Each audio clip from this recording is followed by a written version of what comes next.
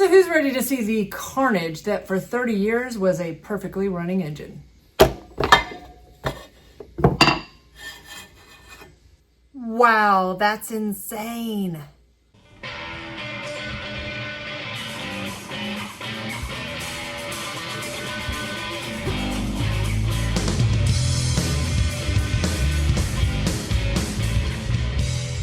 Hey y'all, thanks for tuning back into Chickanic. I hope everybody's having a great week. I got a doozy for y'all today. Let me show you. One of my buddies brought in his Snapper 28-inch rear engine rider. This thing is a little tank, one of the best mowers ever built, hands down. They made them to last forever, just like this one that is actually 30 years old, and we can tell from the code date here, starts out with a 94. So this engine is 30 years old. This is from when Briggs actually made things to last. Unfortunately, after 30 years, you know, everything takes a toll. That's a big old hole. So, blew out the side of the engine here. This thing needs an engine swap. Now, with the prices of riders and zero turns having doubled in the last few years, these are the days that you need to get a little mechanic savvy. So today we're going to go over exactly what you need to look for when you're doing an engine swap, whether you're using a used engine or a brand new engine, and hopefully this will save you some time, money, and frustration in the future.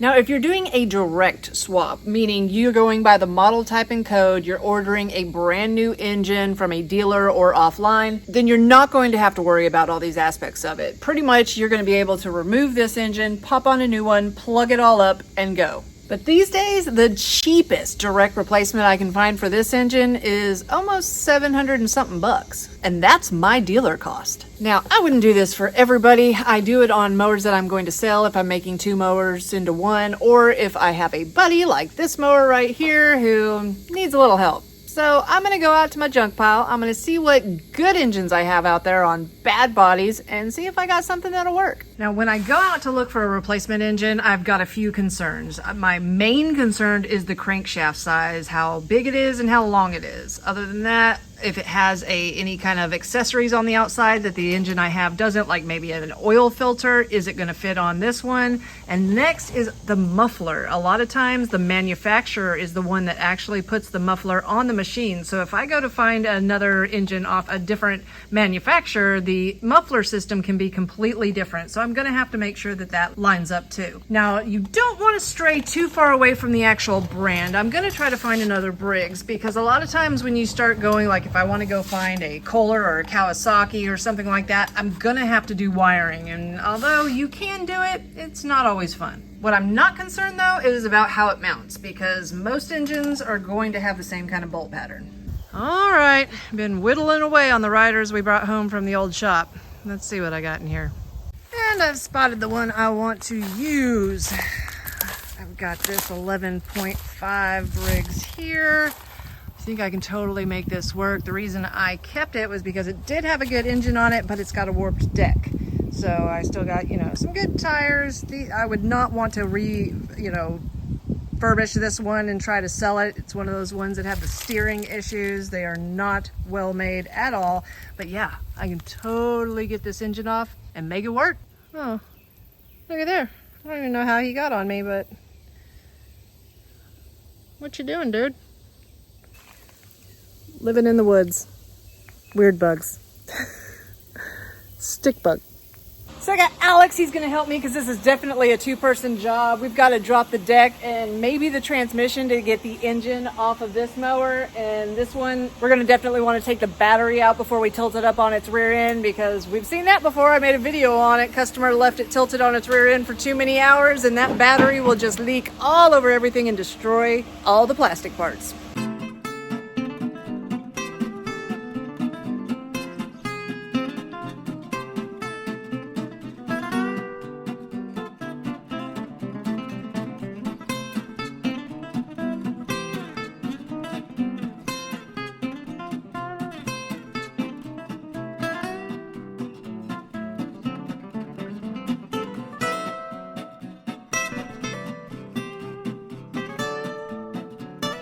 So I'm draining this oil, but I did want to let you see this ingenuity here. I mean, they got some plumber pipe cap that they actually drilled out and tapped and just put a bolt in the end. That's first. Hadn't seen that one before. Whatever works. Now, one thing we did notice is I do not have a fuel shutoff solenoid on the engine that I'm replacing, and this one doesn't have one either. So that's a good thing because that's one step of wiring I don't have to worry about. The muffler, on the other hand, I don't know. This engine, depth-wise this way, is a little deeper, I think. We're going to find out here in a second. So I'm not sure if I'm going to have to do some finagling with this muffler or not.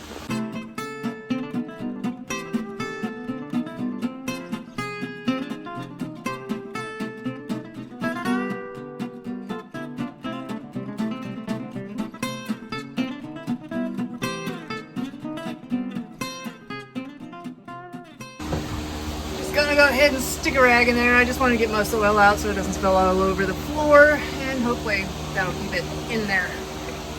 So we gotta use the fluid extractor to get the gas out because nothing's coming through this fuel line, and it is rank. Now these ones are made to where you could just tip up on their end, but we really don't want to do that because we haven't drained the oil out of this one, and it will go into the muffler and the overhead valve and all that kind of stuff if we let it sit for too long, and the carburetor. So we're just going to go ahead and jack it up a little bit. That way we can get the bolts off and remove this engine.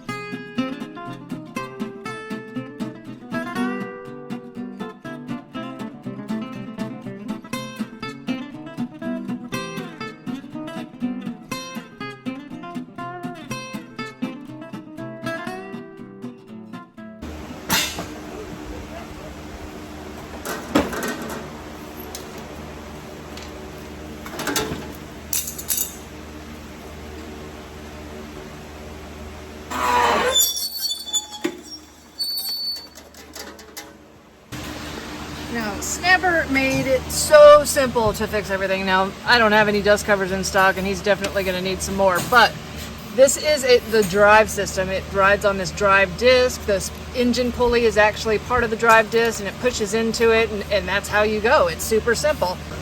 So, to remove the engine on this one, it's got 4 bolts. 1, 2, 3, 4, and it'll pop right off.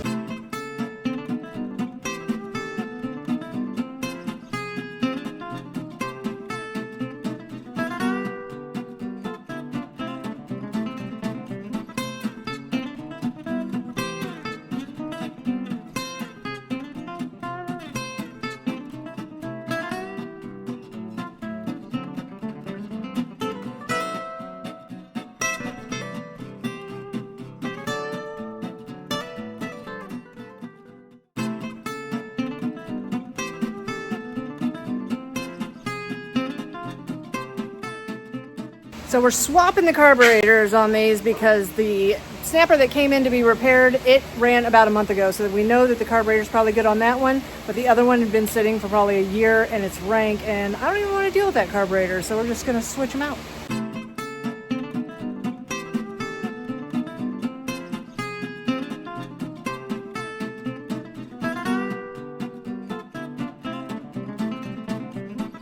Now before we jack it up, we can't flip it back anymore since we had to take those brackets off, but before we jack it up and mount the rest of the engine on and the belt guard, we're going to want to go ahead and do the peripherals on this outside of this engine. We're going to reattach all the control mechanism, which is the throttle control. We're going to want to connect all the electrical stuff. We're going to put the gas tank holder back on and the gas tank, and then we'll button down the bottom end. Now we've come to the point where Ron from the wiring department has joined us because Alex and I, it's just really not our forte, but it is Ron's because he was an electrician for many years. So he's going to figure out where all the wires go. All right. Ronnie, coming to you from Chickanic land. This engine plug doesn't come around until later. So what you're going to have to do to get the kill wire in is you take the end off of the other mower, and we're just going to splice it into here so that we can get it in safely. That's it. All right, so while Ron's getting the electrical tied up there, and we'll get back to that and let him explain what he's doing, I just wanted to catch you up what you might see for the next few weeks. Ron's having hip surgery, getting a brand new hip July 8th. We're super excited about that one.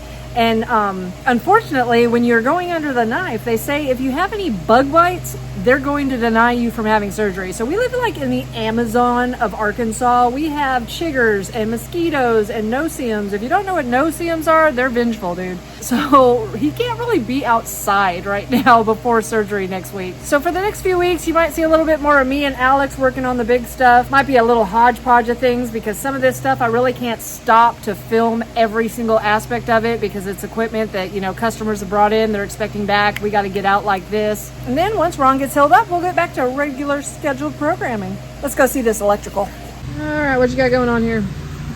All that we did is we spliced the kill wire back into the control from the switch, from the ignition switch, because the older charging systems and the newer charging systems are pretty much the same. I mean, it's just a diode going into the wire to feed the battery. So didn't have to do anything special there.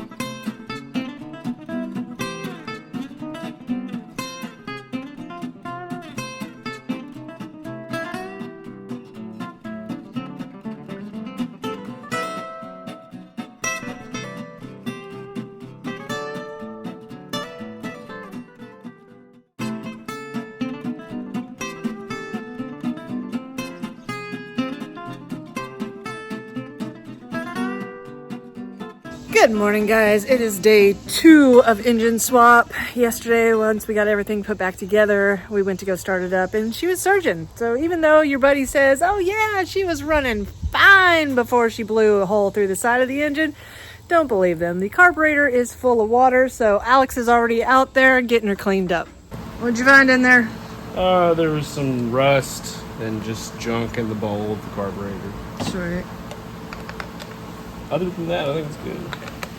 Okie dokie, guys, we got her all put back together. Alex got the carburetor on, and we're gonna see if she starts up now.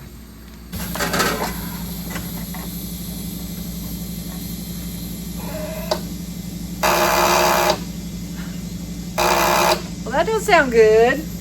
So it is not the battery. We figured out it is the solenoid. Now, Alex, how fun is that solenoid to replace? It's not the most fun. Where you gotta go to get that? Well, it's in this little cubby here. Oh gosh. Yeah, that's a fun one. So while Alex gets that solenoid switched out, I want to show you what a customer just dropped off. Now, this is a customer we've had for weeks now. He keeps bringing stuff in.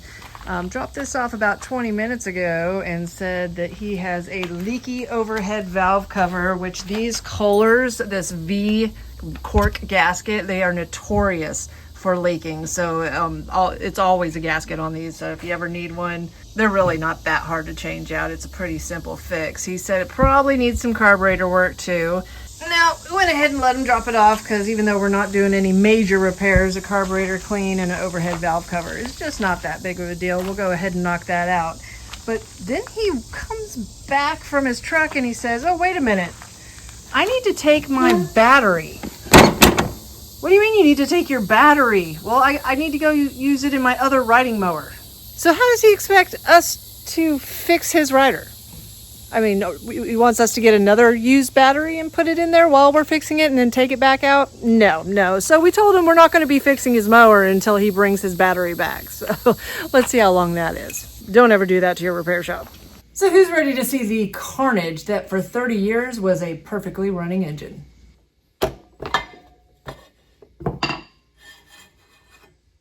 What are all these big chunks, guys? You want to take a guess? Wow. I mean, that's amazing. I think this is my first rodeo seeing this many pieces of one rod. Wow. I don't even know what's all down in there. No wonder that thing broke loose, blew right out the side. See if I can grab a flashlight here. More little pieces everywhere. I don't know. Oh Lord. Look at all that down there. Can you see it? Let me see if I can get in on you. Yeah, that's just a pile of debris. Wow. That's insane. I mean, that's like 100 little pieces of rod. Wow. All that damage, and I think that the governor is still okay. Wow. That's crazy. I don't know, guys. Talk about grinding my gears. Have y'all ever seen one that torn up? I mean, it looks like it just churned and grinded all of that rod into pieces. This engine's definitely toast. All right, so Alex got her all put back together. I think she is ready for my buddy, and he got her all washed up too. I know y'all like clean mowers. Let's see how she runs.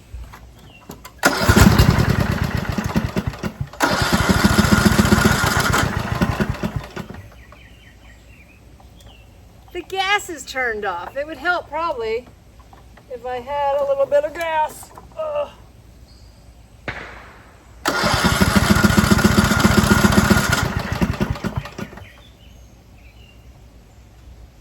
Oh yeah, not gonna get any gas if you don't have the tank vent open. These snappers do have a tank vent, so make sure you have your gas turned on and your tank vent open.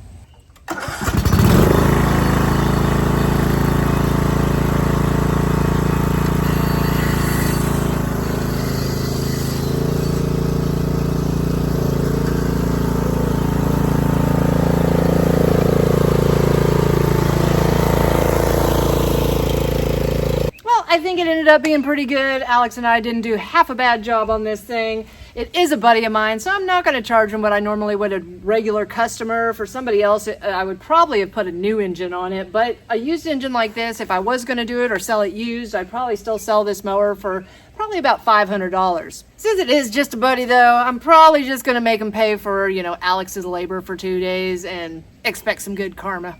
So I've about sweated it all out today. Thanks again for tuning in to Chickanic. If you find yourself coming back over and over again, think about hitting that subscribe button. It helps out the algorithm to make my videos shown to more people to save them time, money, and frustration in the future. If you haven't found me at Facebook, find me at facebook.com/Chickanic. Find me on Instagram at TheRealChickanic, or find me at Chickanic.com, where you can get your own t-shirts, hoodies, and long sleeve shirts. Thanks guys, and have a great day.